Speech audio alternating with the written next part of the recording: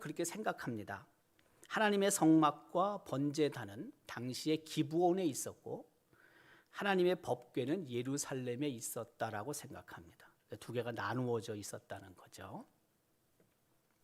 그래서 이제 평안한 시대에 돌입했을 때 다윗 입장에서 볼 땐 하나님께 굉장히 송구스러운 거예요. 자기는 평안이 있는데 하나님의 법궤 이거는 영 임시 처소에 있고 하는 것에 대한 부끄러움이 있었던 거죠. 그래서 성전을 건축하고 싶다는 의사를 선지자에게 얘기를 하는 거죠. 뭐 충분히 우리가 이 다윗의 마음을 나쁘다고 할 수는 없죠. 자, 그런데 그 다윗이 성전을 건축을 이제 하고자 하는 의사를 밝히면서 자기가 굉장히 많은 성전 건축에 필요한 물건들을 준비했다는 거죠. 그러니까 그냥 가식적으로 말하는 게 아니에요. 다윗은 진짜 준비를 한 거예요. 만반의 준비를 갖추온 거죠. 역대상 28장 2절은 이렇게 기록합니다. 나는 여호와의 언약궤 곧 우리 하나님의 발판을 봉안할 성전을 건축할 마음이 있어서 건축할 재료를 준비했다. 그렇게 말하죠. 근데 실질적으로 역대상 22장 1절 이하의 내용을 보면 건축에 필요한 돌, 철, 못 말이에요. 못, 철, 놋 이것들은요 무게를 잴 수 없을 만큼 다윗이 준비했다고 기록을 해요. 뿐만이 아니라 백향목, 무수히 준비했죠. 무수히. 그러니까 정말 성전을 건축하고자 하는 마음이 있었던 겁니다. 다윗은요. 그런데 이 이야기를 들은 나단이 응답을 하죠. 그게 사무엘하 7장 3절의 기록입니다. 근데 나단이 이렇게 대답을 합니다. 나단이 왕께 아뢰되 여호와께서 왕과 함께 계시니 마음에 있는 모든 것을 행하소서 하니라. 우리가 너무 잘 알고 있지만 하나님은 원치 않으시잖아요. 근데 나단이 다윗의 이야기를 듣고 처음에 어떻게 합니까? 예, 좋습니다. 예. 그 왕이 생각하는 대로 하십시오. 나단이 다윗의 이야기를 들어보니까 다윗이 선한 의도로 하는 거예요. 뭐 자기 무슨 뭐 드러내기 위한 것도 아니고 자기가 지금 있는 곳은 너무 편한데 하나님의 법궤는 그렇지 못하니까 또 내가 다 준비해 놨고 이 성전 건축하는 게 맞다라고 그 나단이 다윗의 이야기를 들으면서 생각을 했던 거죠. 그러니까 나단 선지자는 듣자마자 왕께서 원하는 대로 하십시오라고 말을 합니다. 근데 이것은요 나단 선지자의 인간적인 대답이죠. 사실 하나님의 뜻을 묻지는 않았잖아요. 나단이. 선지자는 사실 자기가 생각하는 대로 막 말하면 안 되는 거죠. 네. 하나님의 계시를 받아서 이야기를 해야지 맞는 거죠. 하나님의 뜻, 하나님의 생각, 하나님의 마음을 전하는 사람이 선지자잖아요. 근데 지금 이 나단 선지자의 입장을 보면 제가 볼 때 좀 경솔한 거죠. 근데 사실 뭐 하나님께서 거부하실 거라고 누가 생각을 했겠어요. 제가 볼 때는 하나님이 노라고 하실 거라고는 전혀 생각을 못했을 것 같아요. 성전 건축하는 게 쉬운 건 아닌데 다윗은 그걸 건축하겠다고 어쨌든 생각을 하니까요. 그 다윗은요 물건만 준비한 게 아니거든요. 하나님께서 그에게 성전 건축에 필요한 설계도까지 주셨는데 그걸 나중에 보면은 다윗에게 다 인계합니다. 재료뿐만이 아니라 설계도까지 다 줘요. 다. 그걸 가지고 솔로몬이 예루살렘 성전을 건축하게 되는 거거든요. 자, 어쨌든 나단은 오케이를 했어요. 근데 뭐 자기가 오케이하는 게 중요한 게 아니라 하나님께서 예스를 하셔야 되는 거죠. 성전 건축을 근데 하나님은 거부하시죠. 그게 역대상 17장 3절 4절의 내용이죠. 그 밤에 하나님의 말씀이 나단에게 임하여 이르되 가서 내 종 다윗에게 말하기를 여호와의 말씀이 너는 내가 거할 집을 건축하지 말라. 하나님이 아주 단호하게 말씀하시죠. 앞에 사무엘하 7장 5절에도요. 하나님께서 부정적인 의견을 말씀하십니다.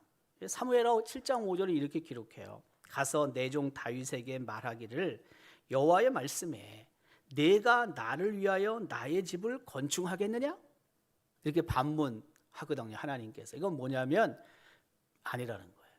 아니라는 거예요. 사무엘하 7장뿐만이 아니라 역대상 17장 3절 4절에도 하나님께서는 분명히 부정적인 반응을 갖고 계셨습니다. 그러면서 그 이유에 대해서 하나님이 말씀하시죠. 노라고 하시는데 아니 합당한 이유가 있어야 되지 않겠습니까? 물론 하나님께서 말씀하신다고 그게 우리가 다 수용을 해야 됨에도 불구하고 불평이 있을 수는 있어요. 하나님이 노하실 때 하나님이 그런 이유 때문에 노하시지만 그게 우리가 다 수용을 합니까? 때로는 아닐 수도 있는 거지 그게. 네. 근데 하나님께서 말씀하십니다. 이유가 뭐냐면 다윗이 전쟁에서 피를 많이 흘렸다는 거예요. 사람을 많이 죽였다는 겁니다. 역대상 28장 3절은 이렇게 기록합니다. 하나님이 내게 이르시되 너는 전쟁을 많이 한 사람이라 피를 많이 흘렸으니 내 이름을 위하여 성전을 건축하지 못하리라 하셨느니라. 네. 하나님이 그렇게 이유가 있으셔서 다윗이 성전 건축하는 것을 막으시는 거죠. 막으시는 거죠. 솔로몬이 결국에는 왕이 된 후에 그래서 건축할 수밖에 없었던 것입니다. 많은 전쟁으로 인해서 다윗은 사실 많은 사람들에게 원성을 산 거죠. 뭐 전쟁에서 승리했는데 이스라엘 입장에선 좋죠. 그러나 이스라엘에 패배한 다른 나라들 사람들은 다윗을 얼마나 많이 원망했겠습니까? 죽어나가야지 재산 뺏기지, 영토 뺏기지, 뭐 그런 상대성이 있는 거 아닙니까? 어쨌든. 그러니까 다윗이 아무리 하나님의 마음에 합한 사람이라 할지라도 하나님의 전 성전을 건축하는 것을 하나님께서는 막으셨던 거죠. 그래서 다윗은 이제 솔로몬에게 성전 건축을 맡기게 됩니다. 성전 건축 과업을 솔로몬이 맡게 되는 거죠. 그래서 역대상 28장 10절이죠. 그런즉 이제 너는 삼갈지어다. 여호와께서 너를 택하여 성전의 건물을 건축하게 하셨으니 힘써 행할지라 하니라. 네. 다윗은 솔로몬에게 그 사명을 전달하는 것입니다. 앞서 언급한 것처럼 수많은 건축에 필요한 재료들, 물품들, 그리고 설계 도면까지 솔로몬에게 줍니다. 그래서 결국에는 아들 솔로몬 시대에 예루살렘 성전이 준공되게 되는 것입니다. 저는 이 부분에 있어서 나단 선지자의 역할이 이 성전 건축에 관한 한 그렇게 크게 영향을 준 것 같지는 않습니다. 왜냐하면 지금 우리가 사무엘하 7장을 읽었고 또 역대상 28장을 읽지 않습니까? 또 역대상 17장도 있고요. 이제 곳곳에 이게 성전에 관한 내용이 기록되어 있거든요. 사무엘하, 역대상 17장, 역대상 28장 이렇게 곳곳에 있거든요. 그런데 이것을 이제 종합적으로 제가 이렇게 지금 나열을 한 거죠. 그 맞게끔, 그 순서에 맞게끔, 내용에 맞게끔 배열을 다시 한 건데 나단 선지자의 큰 역할이 있지는 않았던 것 같아요. 다만 중요한 역할 하나는 뭐냐면 만약에 다윗이 나단 선지자에게 자신의 의사를 밝히지 않고 그냥 했다면 큰 일이 벌어질 뻔한 거죠. 그렇잖아요. 하나님의 전을 건축할 때 다윗이 선지자를 부르잖아요. 나단을. 그리고 이야기를 하잖아요. 근데 하나님께서 나단 선지자에게 아니라고 말씀하시고 그것을 전하게 하시잖아요. 다윗에게. 그래서 다윗이 결국엔 하지 않지 않습니까?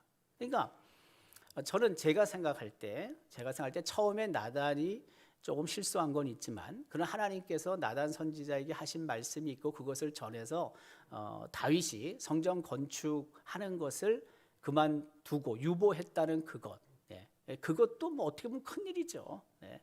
여러분 성전을 건축하다가 그만두면 어떻게 되겠어요? 이건 정말 큰 일이 벌어지는 거죠. 근데 그것을 또 한편으로는 막았다라는 측면에서 또 나단 선지자의 공이라고도 할 수가 있겠다라고 생각이 또 들기도 합니다. 어쨌든 첫 번째 성전 건축에 관해서 나단 선지자와의 관계를 성경은 우리에게 말하고 있는 거죠. 두 번째는 뭐냐면요. 우리가 지난번에도 살펴봤지만 지난주에 우리아에 관해서 우리 함께 나누었죠. 나단 선지자가 다윗과 밧세바 사건에 개입하게 되는 거죠. 근데 이 개입은요 조금 더 앞서 성전 건축보다 나단 선지자가 좀 더 깊이 개입합니다. 조금 더 깊이 개입하고요. 세 번째 사건에서는 아주 깊숙이 개입하고요. 그러니까 이 그 개입의 정도가 조금씩 더 아주 크죠. 그러니까 한마디로 얘기하면. 자, 두 번째가 나단 선지자와 밧세바 사건인데요. 하나님께서 나단 선지자를 다윗에게 보내시죠. 어떤 일 후에 다윗이 범죄한 후에 밧세바의 관계에서 범죄한 후에 하나님께서 보내십니다. 그게 사무엘하 12장 1절의 기록인데요. 하나님의 뜻을 전달하는 도구로 하나님께서 나단 선지자를 사용하시죠. 여호와께서 나단을 다윗에게 보내시니 다윗이 스스로 자기가 범죄한 것을 알았다면 하나님께서 나단 선지자를 보내실 이유가 없지요. 그렇잖아요. 다윗이 밧세바를 취하고 그의 남편 우리아를 그 격렬한 전쟁터로 보내서 죽게 했는데 스스로 자기가 내가 큰 죄를 범했구나 라는 것을 만약 다윗이 깨닫고 하나님 앞에 회개의 시간을 가졌다면 선지자 보낼 이유가 있겠습니까? 아니죠. 보내지지 않죠, 하나님. 근데 다윗이 몰라요. 다윗이 자기가 지은 죄를 몰라요. 자기가 지은 죄를 모르니까 다윗은 회개하지 않아요. 어떻게 보면 그것이 아주 당연하다라고 다윗은 생각을 했던 것 같죠. 죄의식이 없었던 거예요. 그러니까 하나님께서 어떻게 합니까? 선지자를 보내시는 겁니다. 우리도 비슷할 수 있습니다. 우리가 한 행동들에 대해서 우리가 이게 내가 참 하나님 앞에 죄를 범했구나 라는 생각이 들어서 하나님 앞에 우리가 죄의 용서의 시간을, 회개의 시간을 우리가 가질 수 있는데요. 때로는 잊고 살 때도 있거든요. 내가 지은 죄에 대해서 전혀 무감각하게 살 때도 있거든요. 근데 그때 하나님께서 하나님의 사자를 보내시죠. 근데 그 사자가 우리 주변에 있는 여러 사람일 수도 있고 사건일 수도 있죠. 때로는 내가 묵상하는 하나님의 말씀이 나를 찢을 때도 있죠. 그런 부분들에 대해서 우리가 예민하게 반응을 해야 되죠. 예민하게 반응이 필요한 거죠. 자, 어쨌든 하나님께서는 다윗에게 나단 선지자를 보내셨습니다. 그리고 나단 선지자는 비유를 들어서 다윗의 범죄 행위를 깨닫게 하셨죠. 그래서 부자와 가난한 사람, 한 마을에 소, 양 엄청나게 많은 사람, 또 한 사람 가난한 사람은 그저 어린 양 하나밖에 없는 사람, 이 두 비유를 얘기를 하는 거 아니에요. 손님이 찾아왔는데 이 부자가 자기 건 아까워하고 그 하나밖에 없는 어린 양 하나밖에 없는 그걸 빼앗아서 잡아가지고 그걸 갖다 손님에게 먹였다고 하지 않습니까? 그거에 관해서 다윗이 그 사람은 마땅히 죽어야 한다. 사무엘하 12장 1절, 4절, 5절의 내용이거든요. 그 5절 끝에는요 이렇게 기록하죠. 다윗이 여호와의 살아계심을 두고 맹세하노니 이 일을 행한 그 사람은 마땅히 죽을지라. 지가 죽어야 되는 거예요. 상황이 지금. 그 다윗의 범죄에 대해서 하나님께서는 어떻게 생각하셨냐면요, 당신이 무시당한다고 생각을 하셨던 거죠. 무시당한다라고. 악을 행한 다윗, 참 그 사무엘하 12장 9절 내용을 보면은요, 하나님께서 당신을 업신여겼다. 다윗이 악을 행했다라고 말씀하시죠. 그러한데 어찌하여 내가 여호와의 말씀을 업신여기고 나 보기에 악을 행하였느냐. 내가 칼로 햇사람 우리아를 치되 암몬 자손의 칼로 죽이고 그의 아내를 빼앗아 내 아내로 삼았도다. 어떻게 이런 일 할 수 있니? 네가 나를 얼마나 무시하고 있으면 이런 일을 하니? 하나님의 말씀이죠. 하나님의 말씀이죠. 그 어린 양을 죽여서 손님을 대접한 그 부자나 모든 권력을 갖고 있는 다윗이 자기의 충성스러운 부하 장군인 우리아를 죽인 것은 똑같은 거라는 거죠. 이런 악을 행하는 것이 하나님을 없이는 여기는, 하나님을 무시하는 행동이라는 것을 일깨워 주고 계시죠. 하나님께서 징계하시겠다고 말씀하십니다. 징계하시겠다고. 근데 무서운 재앙이 임하는 거죠. 그게 사무엘하 12장 10절, 11절, 12절의 내용입니다. 이제 내가 나를 업신여기고 햇사람 우리아의 아내를 빼앗아 내 아내로 삼았은즉 칼이 내 집에서 영원히 떠나지 아니하리라. 이게 10절이에요. 실제 그랬죠. 우리가 알고 있듯이 다윗의 딸 다말, 다윗의 첫째 아들 암논이 범하잖아요. 성폭행을 하고 압살롬이 그를 죽이고, 또 압살롬은 구테타 일으켰다가 죽게 되고, 한 집안에서 그렇죠? 칼이 영원토록 떠나지 아니한다. 실제 이루어지는 거죠. 11절은 기록합니다. 여호와께서 또 이와 같이 이르시기를 보라, 내가 너와 내 집에 재앙을 일으키고 내가 내 눈앞에서 내 아내를 빼앗아 내 이웃들에게 주리니 그 사람들이 내 아내들과 더불어 백주에 동침하리라. 너는 은밀히 행하였으나 나는 온 이스라엘 앞에서 백주의 일을 행하리라 하셨나이다. 창피한 일이죠. 왕의 집안인데 뭐 구테타 뭐 이런 거 말이에요. 그 형제 간에 그런 불미스러운 일이 일어나는 것 얼마나 부끄럽습니까, 여러분? 이게 무슨 뭐 그냥 은밀하게 발생이 되는 게 아니고 다 온 백성이 다 아는 겁니다. 어디 뭐 얼굴이나 제대로 들고 다닐 수 있겠습니까? 자, 이와 같은 하나님의 말씀 앞에 다윗이 자신의 죄를 인정하게 됩니다. 그게 사무엘하 12장 13절의 말씀입니다. 다윗이 나단에게 이르되 내가 여호와께 죄를 범하였노라 하며, 죄를 죄로 깨닫게 되면 내가 죄를 지었다라고 인정하는 것이 중요한 일입니다. 근데 끝까지 아니라고 하는 경우도 있습니다. 끝까지 아니라. 하나님께서는 깨닫게 하시고 깨달은 죄를 인정하기를 원하고 계시죠, 우리에게. 자꾸 부인하고 부정하고 아니라고 하면 안 되는 거죠. 죄를 인정했을 때 하나님께서는 다윗을 즉시 용서하셨습니다. 그렇지만 그 재앙이 종결된 것은 아니죠. 악의 영향이 끝난 것은 아니죠. 그게 뭐냐면 밧세바가 다윗과의 관계에서 아기를 갖지 않습니까? 아기가 나왔단 말이에요. 근데 그 첫 번째 아기가 죽습니다. 죄의 영향이, 악의 영향이 아직 있다는 거예요. 하나님이 다윗의 죄를 용서한 건 맞아요. 그렇지만 그 재앙이 완전히 끝난 건 아니에요. 아까운 희생을 당하게 되죠. 이 베이비가.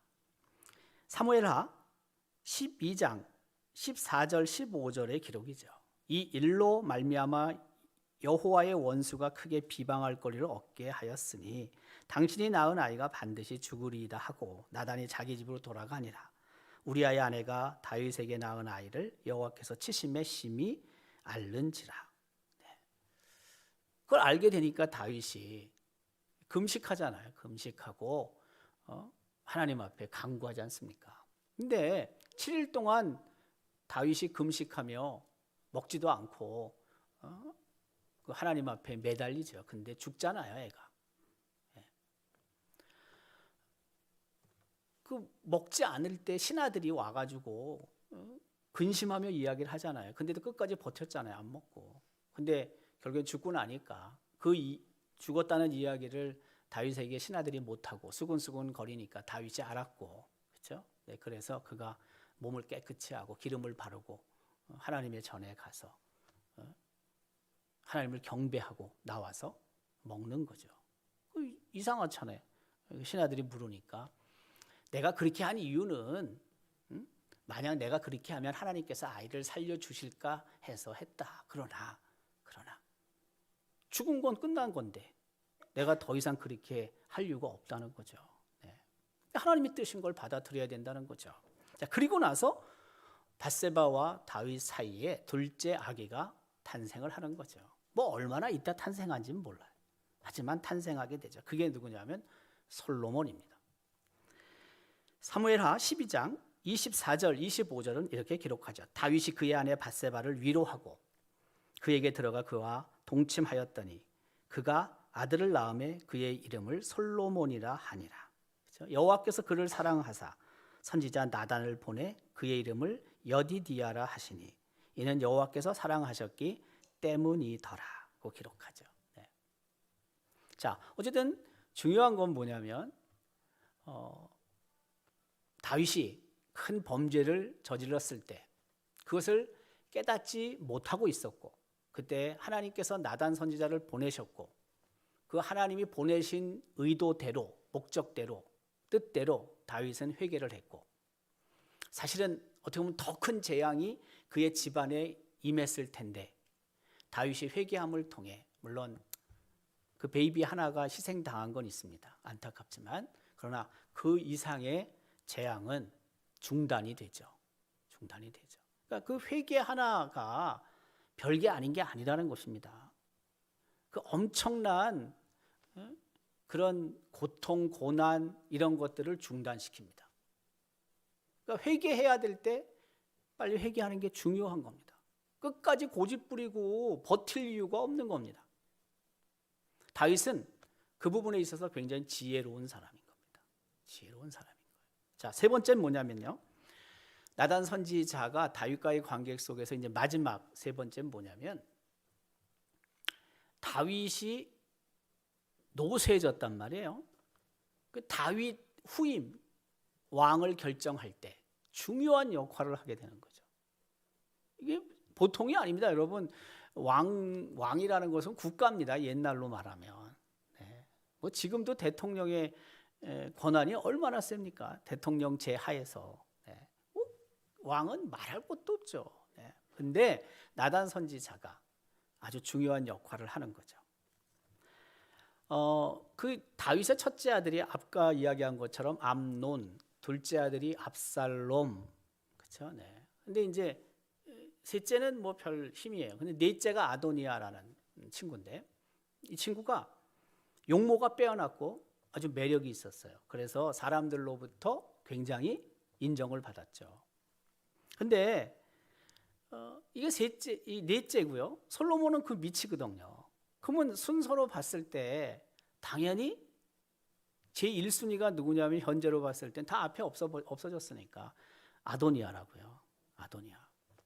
아도니아는 당연히 자기가 왕이 될 거라고 생각을 했겠죠. 근데 다윗으로부터 그것을 들은 건 없어요. 왕이 지명을 하는 거 아니에요, 세자를. 예. 근데 아도니아가 너무 일찍 샴페인을 터뜨려 버렸어요. 예. 유력하긴 했었는데 그런데 너무 일찍 샴페인을 터뜨립니다. 네. 그리고 자기가 마치 왕이 이미 된 것양 행세하기 시작을 하는 거죠. 네. 그게 열왕기상 1장 9절 10절의 내용입니다. 잔치도 막 베풀어요. 근데 동생인 솔로몬을 부르지도 않아요. 네. 근데 솔로몬만 부르지 않는 게 아니라 솔로몬의 측근이라고 생각하는 사람은 안 불러요. 근데 이 아도니아가 유력한 사람이 다 모여 있었어요. 다 자기 측근이에요. 요압 장군도, 군사령관 요압 장군도 자기 측근이고요. 뿐만이 아니라 또 당시 대제사장인 아비아달도 자기 측근이에요. 뭐 이 정도면 뭐 다 갖춘 거죠. 네. 근데 이때 이제 솔로몬을 왕으로 옹립하고자 하는 시도가 생기게 되는 거죠. 시도가 생기는 거예요. 우리가 그냥 생각할 땐 아주 단순하게 생각하면 하나님께서 솔로몬을 점지하셔서 예정하셔서 다윗의 그 후임자로 세우셨다. 이렇게 우리가 물론 생각을 하지만 그러나 그 과정은요 엄청난 일이 있었던 거죠.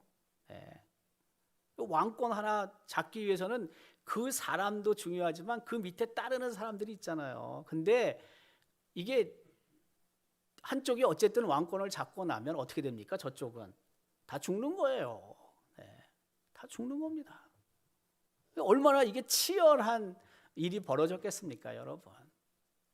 그냥 우리가 단순하게 그냥 하나님께서 솔로몬을 택하셔서 솔로몬을 왕으로 세우셨다. 이스라엘의 세 번째 왕으로 세우셨다. 이렇게 생각하면 간단하지만 그러나 열왕기상 1장 내용을 보면은 꼭 그런 것도 아니에요. 물론 결국에는 솔로몬이 되겠죠. 되지만 위기가 있었던 거예요. 아도니아가 될 가능성이 아주 높았다니까요. 이제 여기서부터 이제 역전이 벌어지기 시작하는 거죠. 그래서 솔로몬의 옹립 계획이 생기게 되고 그리고 나단은 당연히 솔로몬이 왕이 되어야 된다고 생각을 했던 거죠. 그래서 밧세바에게 그 이야기를 하게 되는 거예요. 그게 열왕기상 1장 11절 12절의 내용이죠. 그리고 이 밧세바가 다윗을 찾아갑니다.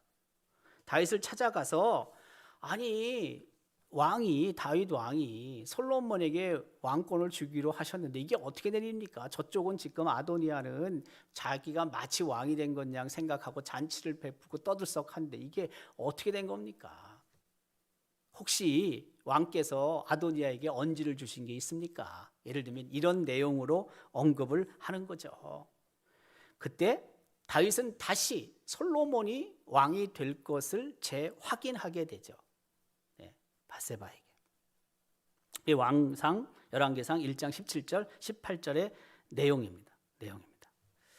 자, 그러나 아직까지 그렇게 확인을 하지만 아직까지 저쪽에서는 지금 힘을 갖고 있는 거죠. 거기에 유력자들이 다 모여 있는 거죠. 잔치도 베풀어 놓고 그리고 따돌림을 당하고 있잖아요, 지금. 솔로몬과 나단 선지자, 그렇잖아요, 지금. 사독, 제사장인 사독도 지금 이쪽에 있는 거거든요. 아직까지 왕이 그렇게 지금 명령을 내리는 건 아니거든요. 명령을 내려서 역전된 게 아니거든요. 솔로몬은 사실 뭐 짧은 시간이었겠지만은 굉장히 위기에 처해 있었던 거죠. 잘못하면 죽죠. 그게 바로 열왕기상 1장 20절 21절의 내용입니다. 밧세바가 다윗과 이야기를 하는데 나단 선지자가 다윗 왕에게 오는 것입니다. 그리고 아도니아의 그 행동에 대해서 나단 선지자가 고하게 되죠. 그게 열왕기상 1장 24절, 25, 26, 27절의 내용인데 이렇게 기록하죠. 이르되 내 주 왕께서 이르시기를 아도니아가 나를 이어 왕이 되어 내 왕위에 앉으리라 하셨나이까. 27절 이것이 내 주 왕께서 정하신 일이니까. 그런데 왕께서 내 주 왕을 이어 그 왕위에 앉을 자를 종에게 알게 하지 아니하셨나이다. 나단의 말입니다. 그때 이제 다윗이 명령하는 겁니다. 명령이 뭐냐 하면 다른 것이 아니고, 그렇죠? 반드시 솔로몬이 왕이 되게 할 것이다. 그것을 언급하게 되는 거죠. 열왕기상 1장을 잘 읽어보면요, 그 안에 굉장한 아마 암투가 있었을 것입니다. 그래서 결국에는 아까 얘기했던 제사장 사독, 선지자 나단, 그리고 그 분이야라는 사람, 이제 유력자가 되죠. 그가 솔로몬을 다윗의 나귀에 태우고 기훈 시냇가에 가서 기름을 바르고 그리고 왕으로 이제 옹립하게 되는 거죠. 그때 많은 사람들이 함성을 질러요. 근데 함성을 지르는 소리를 듣고 저쪽에 아도니아 측에서 깜짝 놀란 거죠. 어떻게 된가 수소문해서 알아본 거죠. 그랬더니 다윗이 솔로몬에게 그렇게 명령을 했고, 그리고 지금 기온 시냇가에 가서 기름을 바르고 물을 안수한 거죠. 그리고 왕으로 옹립이 됐다라는 이야기를 하게 되는 거죠. 그리고 이제 왕자의 솔로몬이 앉습니다. 왕자. 끝난 거죠, 게임은. 그게 바로 열왕기상 1장 43절, 46절, 47절의 내용인 것입니다. 그때 저쪽 편에 있었던 아도니아 측에 있었던 사람들이 얼마나 놀랐겠어요. 얼마나 도망가야죠. 가만히 있으면 큰일 나죠. 이제 영모인데 영모. 우리 하도 그 사극을 많이 봐서 여러분 머릿속에 다 그려져 있잖아요. 장희빈이 어떻고 뭐 민비가 어떻고 뭐 다 그냥 그려지는 게 있잖아요, 여러분. 그 비슷한 거예요. 뭐 다를 거 없어요. 다를 거 없어요. 그런데 이 아도니아를 용서합니다. 솔로몬이 용서합니다. 피를 흘리지 않습니다. 근데 아마 제가 봤을 때 주변에서 죽이라고 했을지도 몰라요. 성경에는 없지만. 근데 어쨌든 솔로몬은 그냥 인정합니다. 그것도 참 대단한 관용이고 대단한 아량이죠. 대개는 그렇게 안 하니까. 자, 어쨌든 이 세 가지 사건이에요. 나단 선지자와 다윗과의 관계 속에서 성전 건축, 그 다음에 밧세바의 사건, 그리고 솔로몬을 왕위로 옹립할 때 벌어진 일이죠. 이게 이 세 가지입니다. 앞서 언급한 것처럼 나단이라는 의미는 양심이라는 뜻입니다. 그는 믿음의 양심에 따라 행동했던 사람으로 평가를 받습니다. 그는 담대하고 고든 선지자였습니다. 왕이었지만 할 말은 했던 사람입니다. 그것도 쉬운 건 아닙니다. 그는 하나님의 뜻을 전하는 도구로 사용이 되었습니다. 밧세바의 사건 속에서도 성전 건축 가운데서도 하나님의 뜻을 온전히 전했던 사람입니다. 왕이 하고 싶어 했잖아요. 성전 건축. 근데 아니라고 얘기를 하지 않습니까? 밧세바. 그 참 어려운 이야기거든요, 그거. 근데도 하나님의 뜻을 전했죠. 뿐만이 아니라 그 하나님의 뜻을 전하면서 다윗을 질책하게 됐고 다윗의 회개를 이끌어냈고, 그래서 결국에는 다윗이 더 그 하나님의 뜻에 맞는 모습으로 생존할 수 있게 했죠. 다윗이 다윗으로서의 그 왕으로서의 역할을 그 이후에도 잘 할 수 있도록 그 인도한 사람이 나단 선지자죠. 우리 모두가 다 나단 선지자가 될 수는 없을 것입니다. 그러나 적어도 나단 선지자가 우리에게 보여준 교훈들이 있습니다. 그런 믿음의 양심에 부끄럽지 않도록 우리가 살아가야 되고요. 또한 그 관계 속에서 우리가 직설적으로 이런저런 말하는 게 얼마나 힘듭니까? 그러나 어쨌든 슬기롭게 지혜롭게 하나님께서 나를 도구로 사용하신다면 지혜롭게 전하고, 그래서 그가 더 이상 범죄하지 않고 하나님 앞에 회개할 수 있도록 우리가 사용될 수 있다면 그것도 감사한 일이 아니고 무엇이겠습니까? 어떤 측면에서 다윗을 그렇게 하나님이 원하시는 왕으로, 하나님의 마음에 합한 왕으로 만들어 가게 된 이유 중에 하나도 나단 선지자가 옆에 있었기 때문일 수도 있습니다. 그렇지 않으면 혼자 그렇게 하나님의 마음에 합한 자로 서지 못했을 수도 있습니다. 우리 주변에 이런 나단 선지자와 같은 친구가 있다면, 영적인 친구가 있다면 얼마나 좋겠습니까? 또 내가 그런 역할을 할 수 있다면 그 역시 얼마나 감사한 일이겠습니까? 우리의 삶의 자리가 때로는 내가 나단 선지자가 되고 때로는 내 주변에 나단 선지자와 같은 영적인 친구들이 있어서 믿음의 친구들이 있어서 더욱 하나님의 마음에 합한 자로 살아가는 우리 온 성도들이 될 수 있기를 주님의 이름으로 기원합니다.